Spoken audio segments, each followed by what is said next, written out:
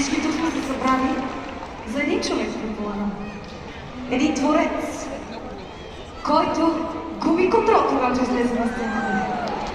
Готови ли сте за Мира?